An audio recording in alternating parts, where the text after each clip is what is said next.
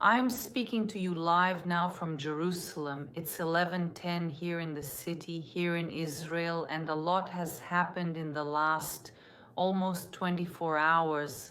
I couldn't be with you before, so really a lot has happened here. So I apologize for taking so long to come on, but I came as soon as I could. Still, we're at risk of having alarms, of having sirens, and because of attacks from Iran. So if the siren starts going off here where I am, I will interrupt the live and end it in the middle, so I apologize. But if the live ends abruptly, you know why? So I want to welcome everyone who is joining, thank everyone who is here to listen to what is really happening. You can see that I'm not in the usual place where I normally do my lives. Everything is kind of improvised here, but I wanted to come and update you all. Israel attacked Iran at 3 in the morning yesterday. So now it's 11 at night, and at 3 in the morning, the night before, almost 24 hours ago, Israel attacked Iran, and Iran carried out a retaliatory attack. A lot has happened. So before getting into the little details now about how many missiles went here, how many missiles went there, I want us to understand what this day is really about. Iran is a wonderful country with an intelligent, educated population, friendly to Israel. When people talk about Iran here in Israel, the public perception is very positive. Iranians are our brothers and friends, maybe some of the best friends we have here in the Middle East. However, in 1979, an Islamic revolution happened in Iran, and since then, the country has become unrecognizable. They are oppressing their own people, killing their own people, and stealing money from the Iranian population to invest in terrorism. And nowadays, the biggest sponsor of terrorism in the entire Middle East is Iran. And this terrorism is against Israel, against Syria, against Lebanon, against Yemen, against Christians, against Yazidis. I mean, they are the major terrorist arm that has been causing wars here in the Middle East for decades. However, what Iran has done since 1979 is that they usually don't attack directly. I mean, Iran doesn't attack Israel directly, it doesn't attack the United States directly. What they do is, for example, with the Houthis in Yemen or with Hamas in the Gaza Strip, they send money, weapons, and provide military training to these terrorists. So, for example, the Houthis from Yemen have been attacking Israel for a long time. And that's why Israel can't attack Iran directly, because in reality, the attacks are coming from Yemen. And then Israel retaliated against Yemen. And that's how it's been done for decades, with Iran organizing all the terrorist attacks in the Middle East. Not all of them, obviously, but a large part of the terrorist attacks in the Middle East. And not just in the Middle East, but also on other continents. For those who don't know about the Argentine-Israelite Mutual Association bombing in Argentina, it was a terrible attack with dozens of deaths, one of the two main attacks in Argentina, and Iran was the one who organized, financed, and carried out this attack. Sorry, let me try to get you closer here. So Iran has carried out thousands of attacks in the Middle East since 1979, and what happened is that in this last year, Iran changed its strategy and attacked Israel directly twice. And then they broke the precedents. And since then, Israel has been preparing to retaliate, and now the retaliation has come. Israel carried out a major organized attack on Iran, and more than 200 targets were attacked in Iran. High-ranking commanders, the chief of the Iranian army, was executed in this operation. It is an operation considered a success, militarily speaking. And now, when you turn on the television and see so many people talking about Israel's attack on Iran, I want you to know a few things. The first thing is Israel did not attack Iran. Israel is retaliating against Iran. Iran has attacked Israel thousands of times since 1979, twice directly, but thousands of times by funding terrorists from other regions, from other countries, and also attacking Israelis outside of Israeli territory, and also attacking Jews who are not Israeli. After thousands and thousands of attacks, Israel finally carried out a large-scale retaliation. So that's the first thing. When you hear that Israel attacked Iran, Israel is retaliating after everything Iran has done. And secondly, all the targets that Israel attacked in Iran, all of them without exception, are military targets. Israel doesn't want to attack the civilian population of Iran. It's a population, as I said, that's friendly to Israel and is oppressed by the Iranian regime. What Israel is trying to do is destroy Iran's military capability to keep attacking Israel. That's it. No country in the world would stay silent for as long as Israel did, while Israel is attacked every day. Every day? There are better times and worse times, but every day they are trying to destroy Israel in so many ways, from cyber attacks, terrorist attacks, funding terrorist groups, attacking directly with missiles, sending missiles for other countries to attack Israel. No country would accept this, and Israel also cannot and should not accept it. And that's why Israel carried out this attack only against military targets. Why now, if Iran has been like this since 1979? Because Iran, besides everything they've done, is now finishing preparations for a nuclear bomb. For many decades they've wanted this, and it's no secret.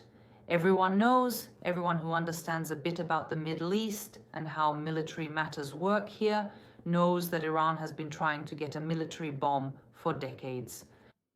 And slowly, they were getting closer, and Israel was constantly trying to put pressure. The United States was imposing economic sanctions, and Europe also had some sanctions. So they tried. The Iranians made an agreement with the United States during the Obama administration where they committed to stop producing a nuclear bomb. Obviously, they didn't stop, they continued, and they were about to be ready to have a nuclear weapon. And the same people who are now at this moment launching missiles against Israel, who are destroying the Middle East, they cannot have a nuclear bomb. That's clear. It's obvious Iran cannot have a nuclear bomb, because the moment they have it, we run the risk of them launching it against Israel, against Saudi Arabia, against the United States, or against any other target they consider infidels. We have to remember that Brazil is also considered infidel by them. So Iran cannot have a nuclear weapon. They were about to finish building that weapon, and that's why Israel said we can't wait any longer, and Israel went and attacked. So now, out of those 200 Iranian targets, I want to explain to you a little about what was attacked. So first, they attacked the army commanders. So for example, Hossein Salami,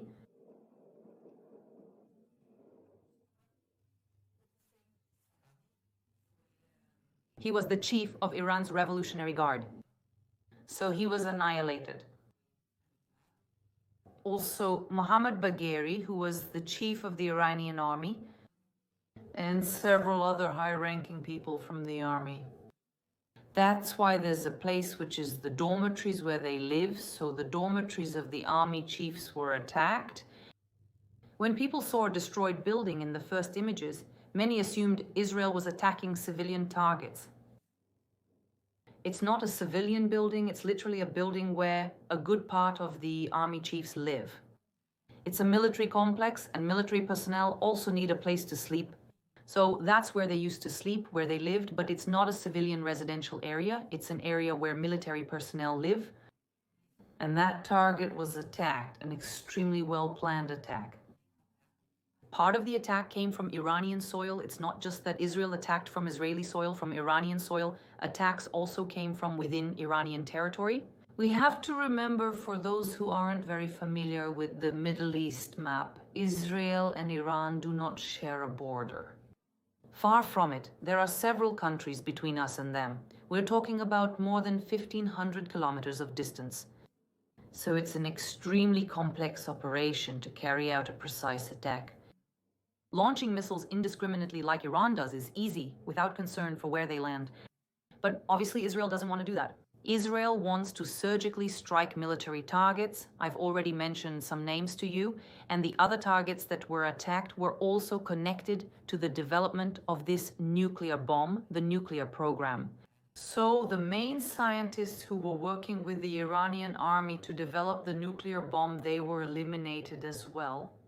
So the nuclear bomb scientists were eliminated, and Israel also attacked the infrastructure at several locations in Iran where uranium enrichment was taking place.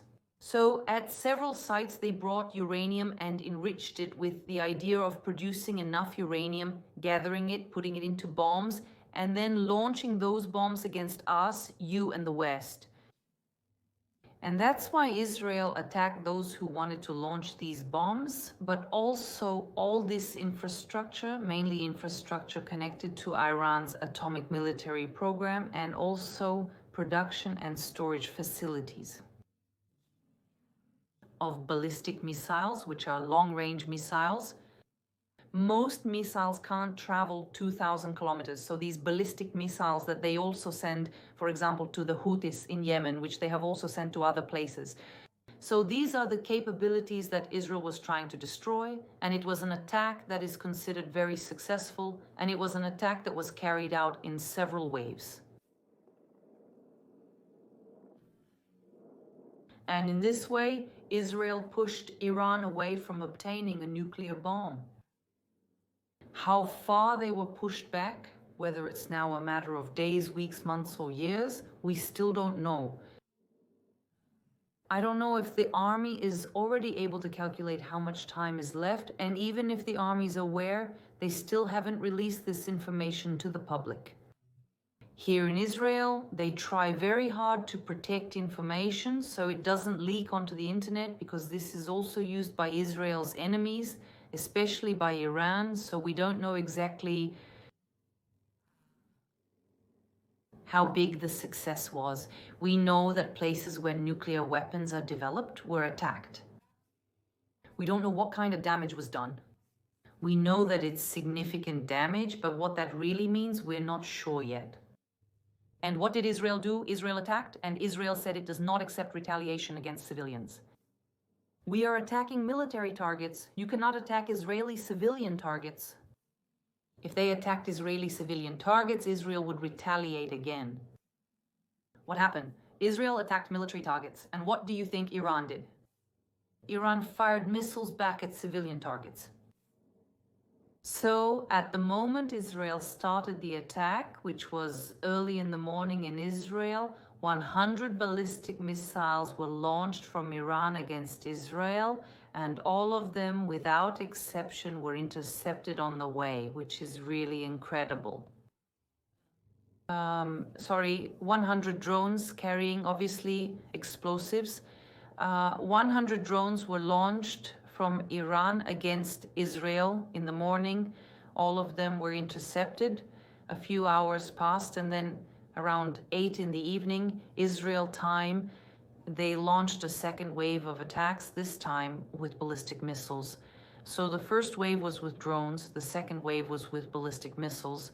The numbers are still a bit uncertain, but what we've heard, the latest news here in Israel, is that 350 ballistic missiles were launched in 2 waves now at night in Israel, from Iran against Israel, and these waves targeted civilian targets. Not only against civilian targets, against the largest population concentration they could, and out of those 350 missiles and rockets launched against Israel, 9 fell on Israeli soil.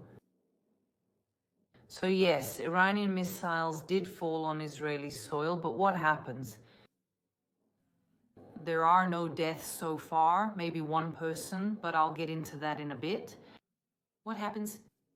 Israel, since Iran and Israel's enemies are organizing to attack Israel, Israel is organizing to defend. Israel has, in practically every urban area of the country, advanced defense systems like bunkers, shelter rooms, underground shelters, alarm systems, everything you can imagine for protecting the population, they have it. While Israel's enemies invest in destruction, Israel invests in protection. And that's why, from the moment Israel started attacking Iran, we began receiving alerts on our phones with instructions on what should be done. That's also why I'm doing my live from here, from this place, and not from where I usually do it. The instructions are very clear. They're instructions that save lives, and that's why we have to follow them exactly. And the population of Israel is really following the government's instructions. And that's why when Iran launched the missiles, the entire population was already on alert and everyone in Israel went into shelters. So these 9 missiles that landed, we're not talking about small rockets, we're talking about ballistic missiles capable of destroying an entire building. Buildings were actually destroyed. These 9 ballistic missiles landed. If this had happened maybe anywhere else in the world, hundreds of people would have been killed, and so far we have no deaths in Israel. Thank God, and thanks to all the investment that Israel makes in the safety of its population. These 9 missiles landed in populated areas, also in Greater Tel Aviv they landed. The thing is, almost the entire population was inside shelters, so even in the buildings that were destroyed, people were inside the shelters. The rescue forces went there, opened the rubble, and rescued those people. At the moment I started the live, we had 35 injured. Obviously, this number may change. And because when the siren went off, I also went to the shelter, which is why I wasn't broadcasting live. Since 3 in the morning, I've been taking care of my family. I'll talk about my husband later. My children. But what happens is that I was focused on them the whole time, and now that we've been authorized to go back to the places where the bunkers don't have internet signal, I can't broadcast from the bunker. But at the moment, we've been allowed to leave the bunker, so I'm close to it. But from here, I do have enough internet to broadcast to you. And from the moment I left the bunker, I checked all the news, started the live, and at the moment I started the live, 7 minutes ago, we had 35 injured. Of those 35, 1 woman is in critical condition and she was not inside a shelter. We don't know exactly why, if she was on her way to the shelter, if there was some obstacle that kept her from going, or if it was her own choice. We really don't know and we can't judge, but we do know that there is 1 person, a woman specifically, in critical condition, and in total 35 injured, including her, but the other injuries are mostly moderate and minor. So for entire buildings destroyed, we're talking about of major physical damage, but few people injured. And that's also important, and I want to talk to you, because when I see the media, as someone experiencing this firsthand with my young children, husband, and everything we're going through, the media's words hurt me. The media often says, look how many people died there and how many people died in Israel. Why do so few people die in Israel and so many people on the other side? That's the reason, because in Israel, the government is concerned about defending its population. They invest billions and billions of dollars every year in defending their people. And that's why even when attacked, Israel's population is protected. And the other side invests billions and billions of dollars in worlds. Billions and billions of dollars every year to eliminate those they deem infidels. And that's why they have no concern at all for their own population.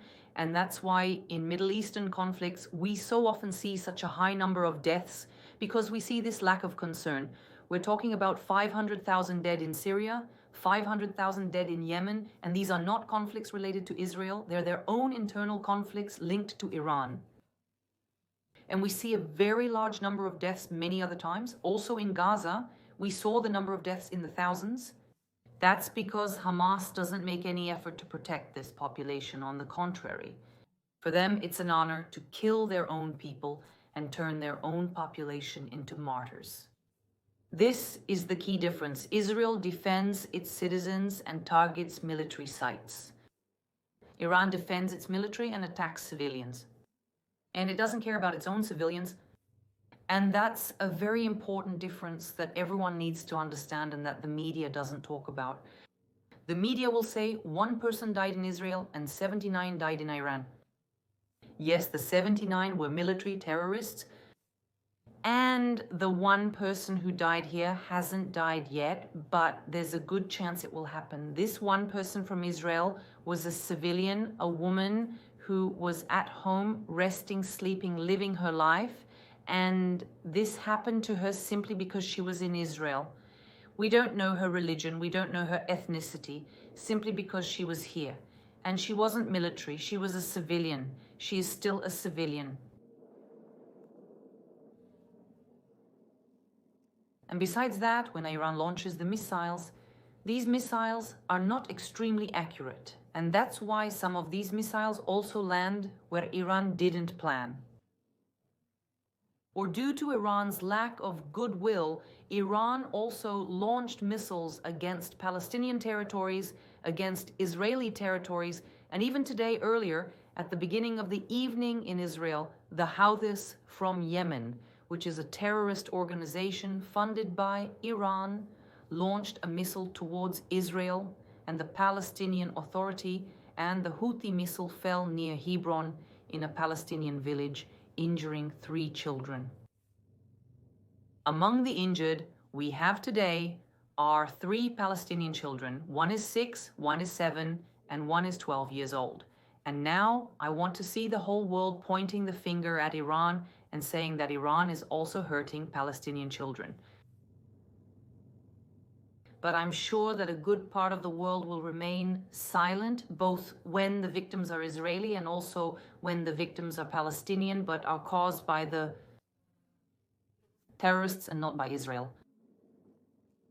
And the death of any innocent civilian is a tragedy, especially when they are children. And that's why we also have to show solidarity with the children suffering from this conflict on both sides, including these 3 children. We have to pray for them as well so that they have a quick recovery. Both the 35 children of Israel and the 3 Palestinian children, we have to pray for the hearts of all these 38 people.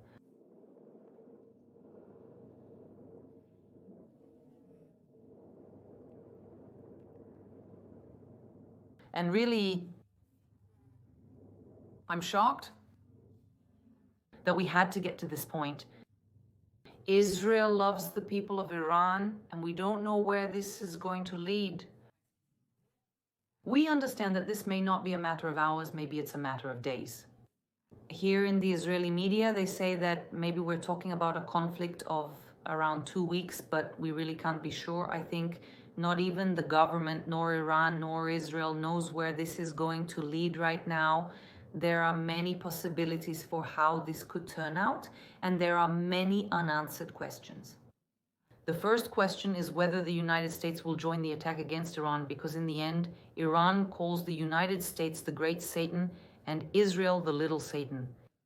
The hatred that Iran has for Israel, the threat that the Iranian nuclear bomb poses to Israel, is just as great against Israel as this threat is against the United States. So the question is whether the United States will join this attack on the terrorist military facilities in Iran or not. Israel had also said that if Iran attacked civilian targets, there would be retaliation against national infrastructure. And what does that mean? What is national infrastructure in Iran? It's oil facilities, which are the main source of income for Iran nowadays. So when we talk about an Israeli retaliation, maybe we're talking about an attack not only on military targets, but also on infrastructure related to oil. Just a second here, guys. There you go. I just needed to take care of something here. Just one thing. I'm trying to read your chat now. It's moving really, really fast here. I'll keep an eye on it in the meantime, but I really wanted to come here and give you this initial information. Things are still going to develop, and I'll probably come back here on Sunday. I'll do another live stream. If there's something really urgent, I'll come and go live before then too. But it's very important for us that you know the truth about what's happening, that Israel is trying to defend its people and defend the West from one of the biggest threats the world has ever seen. If the older people here remember the threat that was the Cold War between Russia and the United States, both with nuclear weapons, Iran with a possible nuclear weapon is 1,000,000 times more dangerous than Russia with a nuclear weapon. We can see that Iran has no fear of attacking. They really cause terror and destruction, and they cannot have the world's most destructive weapon, which is a nuclear weapon, and it's a threat not only to Israel. But right now, I wanted to say that my family and I are okay. I'm here with the kids. They're sleeping now. It's already past 11:30 at night here. My husband was called up again to the army. For those who follow here, you might remember, my husband is a reservist in the Israeli army. He was home for a while, but with the attack starting at 3 in the morning, thousands of reservists were called up, and my husband was one of them.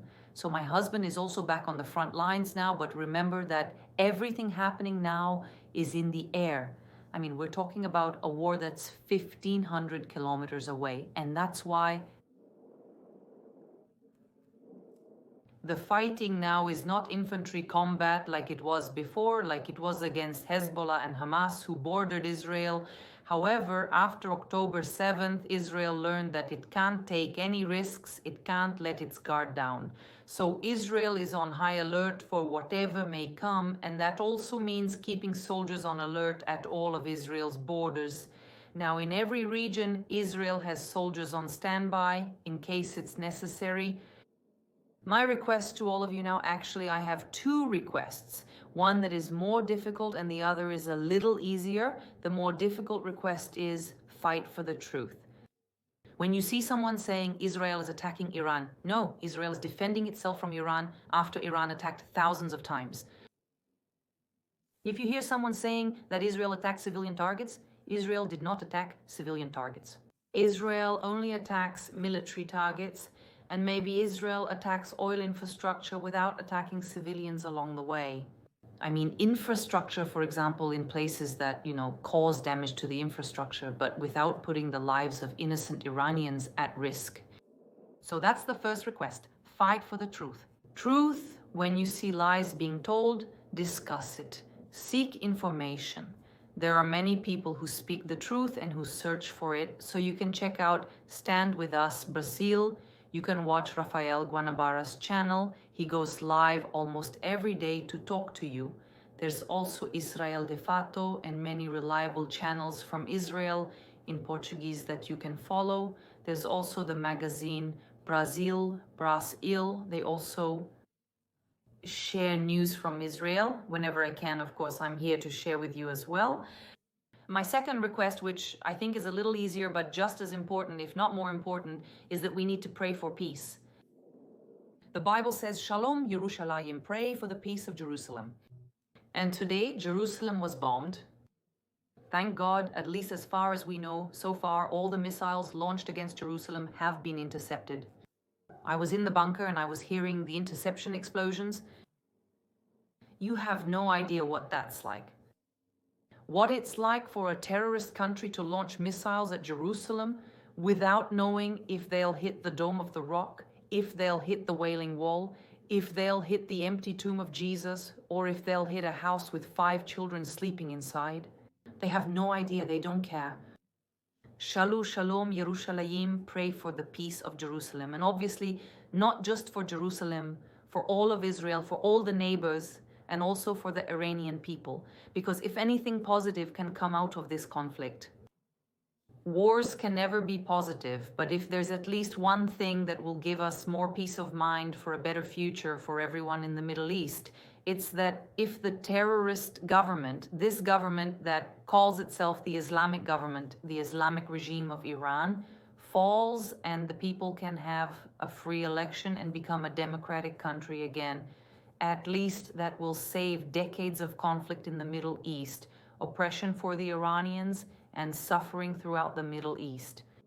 So let's pray for the freedom of Iran, that they can have elections and that they can put an end to this government that has been oppressing them since 1979, because it's been too long for the people of Iran to suffer like this, and for them to cause suffering throughout the Middle East. So I thank all of you for all the prayers for us, for Iran, and for the whole Middle East. I'll see you next time if I'm able to, and if we have any updates. Bye.